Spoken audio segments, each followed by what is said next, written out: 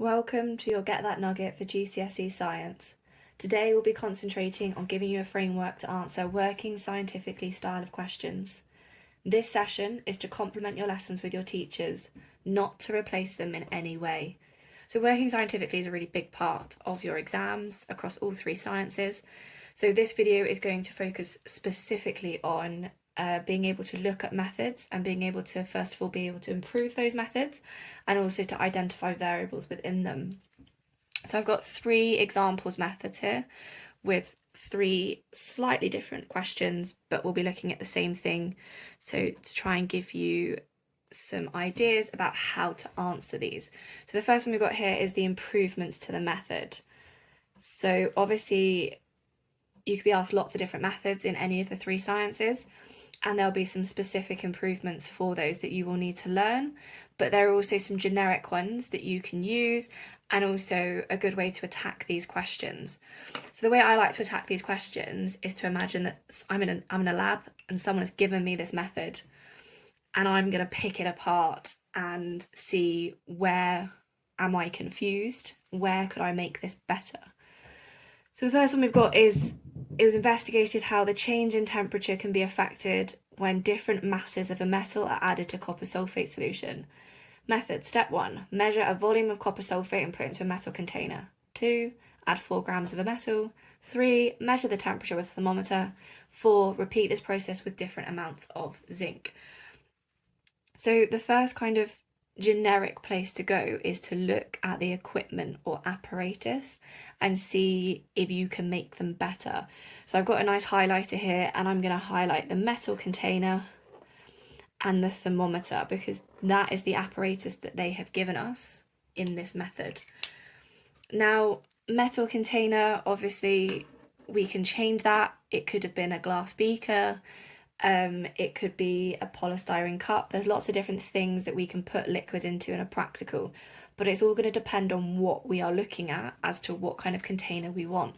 We're looking at change in temperature when different masses of metal are added. So if we're looking at temperature, then we want to be using something that's going to be a really good insulator. A metal container, well, we know that metals are actually notoriously good conductors of both heat and electricity. So we want to think about how we can improve this. Well, we can improve this by using anything other than metal or glass. So a common one is using a polystyrene cup, or we might say use a lid if that hasn't been given to us, which it hasn't in this case. So those are things there that we could do to improve that piece of equipment. The other one here is a thermometer. Now, there's lots of different thermometers. You get the bog standard ones with the little red inside, that liquid that moves up to show the temperature or down. Now, those aren't as good as they could be. You could look at those and think, oh, that looks about 26, maybe 27. What would be better is if we used a digital thermometer. Digital is always going to be better than analog, because this one, usually you've probably got them in your school. You can put it in, just turn it on, leave it in the liquid, and it will give you 39.7 or 41.3. So they can be way more precise. They can go to a lot more decimal places, and that is better. It takes out some of that guesswork. If you're ever having to guess, then that isn't good. So that would be a really good improvement for this practical. Both of these would be really good improvements to put down. Now we can look at the method. Now we can imagine, right, I got to pick up this method and I've got to do it. So if I go through, measure a volume of copper sulfate and put into a metal container. Now, if your teacher gave you this method, your first question would be, well, how much? You said measure a volume of copper sulfate, how much? So we need to be way more specific here. So we need to give a specific volume. So that would be a really good improvement as well. Add 4 grams of a metal. I know they haven't told us what metal, but they do down here at zinc. That's not really, you can't improve that, that's part of the practical. Measure the temperature with a thermometer. Okay, again, if you had this one, measure the temperature. That can be open to interpretation. When are you measuring the temperature? How often are you measuring it? it's very much open to interpretation that we don't want. So we either need to be more specific and do like a start and end, or measure it every 2 minutes. What are we doing? Because we're looking at the change in temperature up here, as we can see. Well, we can't look at the change in temperature if we're just measuring it once. So again, you've got to think about this. If you literally pick this up and you have questions, then that would be places to improve. And then the last step is just say to repeat it with different amounts. So we had 4 and they keep going with different amounts of metal. So those are some of the best ways when you're given a method that you aren't perhaps familiar with, that you can have a look, pick it up and be like, where do you have questions? Where are you confused? And then have a look at the equipment or apparatus. Could you make that better? You know, almost like if you had unlimited money, what would be better? And these are some of the most common ones that come up in practicals across the GCSE Science spec. So that's improvements. We've got 2 more methods down here. And we are going to be looking at the 3 variables. So here we've got the control variables. And then this question wants the independent, dependent, and also some control variables. So to be able to answer these questions, you obviously need to know what these 3 variables are. And you do need to make sure you go into your exams knowing these. That's really important. So the control variables, you are controlling it. So therefore, anything you keep the same is a control variable.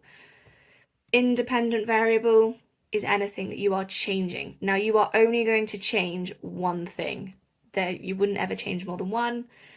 That is really important.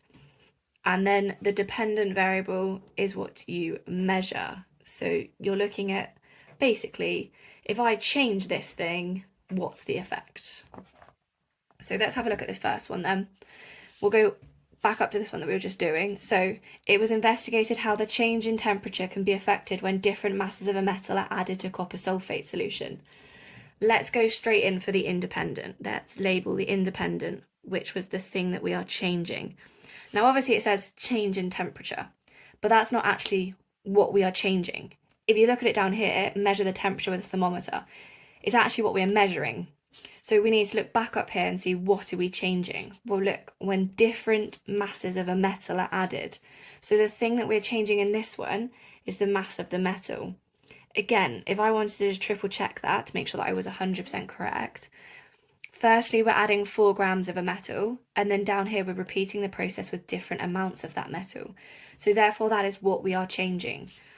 The dependent is what we measure, and again, we've said that is the change in temperature. And if I wanted to check, I can read further down the method, and I can see here, measure the temperature with a thermometer. Let's go down to the next one. So we haven't read this method yet, so I'm going to read it out.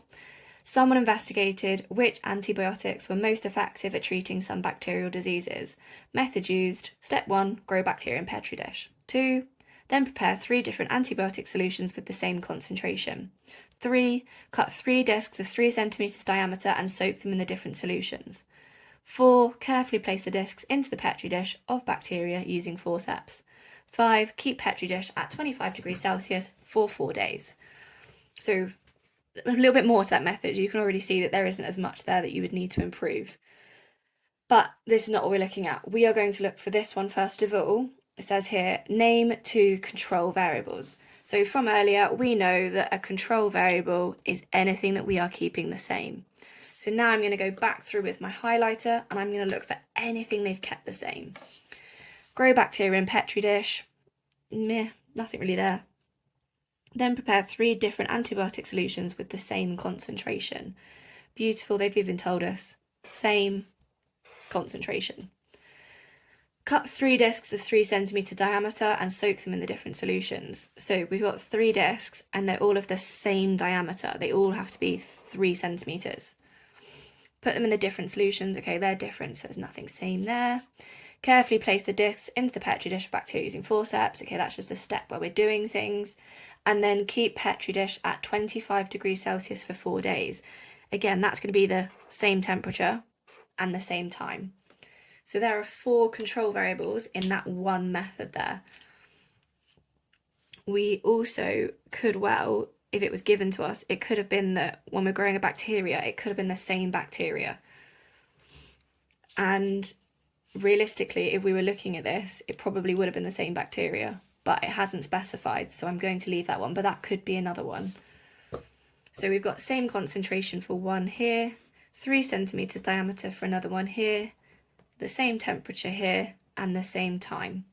Now, if this was an exam, you can write either something like same time is a control variable, or you could say they are kept at 4 days.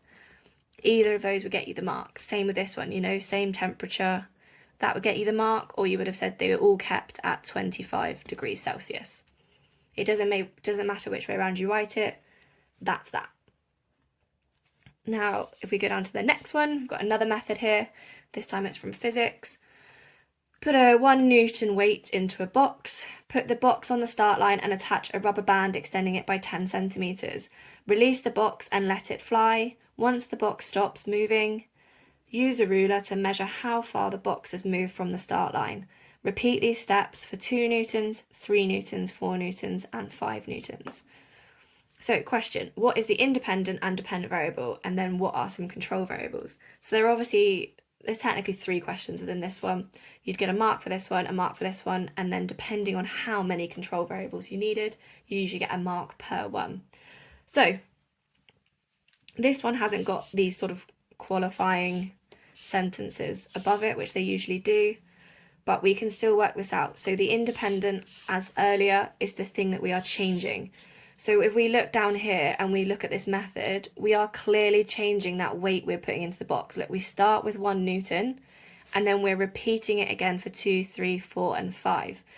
And that's exactly how we helped to identify up here as well. We looked and we saw they were repeating this process with different amounts of zinc. They have changed that. You know, here they have changed, look, then prepare 3 different antibiotic solutions. That's what's being changed. You can see that quite clearly in the method because they need to tell you how to change it.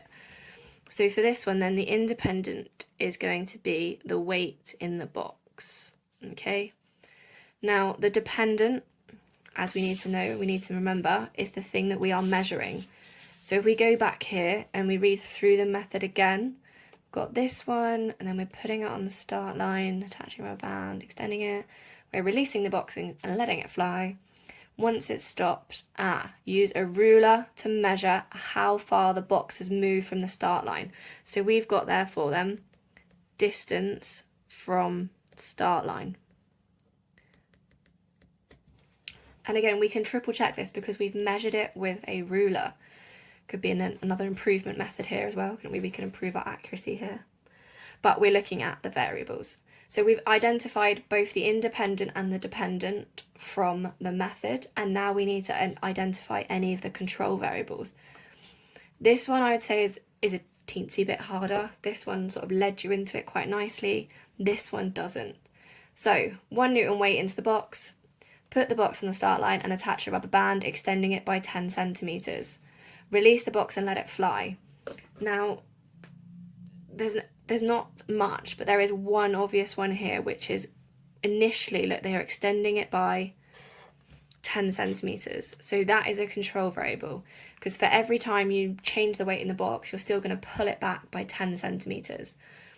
Letting it go, same. Once it stops, using a ruler, measure how far it's gone. Repeat these processes. So that's the only one obvious one. The one that's slightly less obvious is we should be using the same rubber band. If you think about all the different rubber bands that you've come across, some of them can be a lot more stretchy than others, and that's going to have an impact on the practical. So we're going to use the same rubber band, and then we've got the same initial extension. You need to be careful here because you might then go, oh, well, it's going to be like the same box every time. We're not going to change the box. And that's true, we don't want to change the box, but theoretically, if we knew that the box was, I don't know, let's say 10 by 10 by 10, we could change the box out as long as it stayed the same size. So we couldn't just say same box, that's not specific enough. We might say that the size of the box or the mass of the box stays the same. We just be that little bit more scientific about it. So that sort of goes over some ways to improve methods and then identifying the 3 different variables within it. I've got for you now some practice questions, so whether you want to screenshot them or write them down. So there's 3 different ones here for you, and they're all about identifying the variables. So we've got a student wanted to investigate if different coloured light could affect the rate of photosynthesis. Name the independent, dependent, and 2 control variables. A student wanted to investigate how using different concentrations of a solution affected the time taken for the chemical to dissolve. Name the independent, dependent, and 2 control variables. And lastly, a student wanted to investigate how adding more cells into a circuit could change the brightness of the bulb. Name the independent, dependent, and 2 control variables. You don't have the method here, but you can identify these from the qualifying statements and then think about some of those things that you would want to control within those practicals. This is the end of the video. Thank you.